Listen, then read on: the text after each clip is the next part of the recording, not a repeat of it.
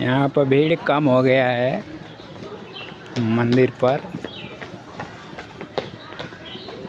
भीड़ कम होने का कारण है कि यहाँ पर धूप लग रही है ज़्यादा, इसी वजह से।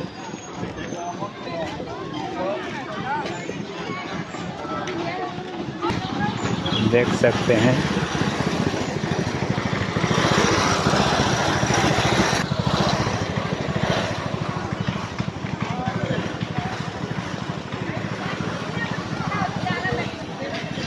HD है बता।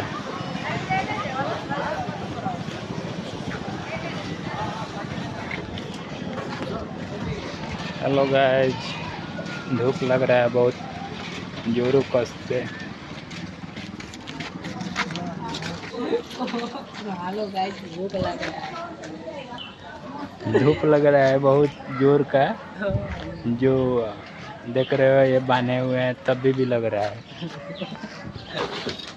खाए खाते लेके आता हो, आई देखो आई। आसमान कितना क्लियर आ रहा है मालूम है? इतना क्लियर आईफोन से आता होगा। चलो तो फिर ठीक है, मिलते हैं फिर।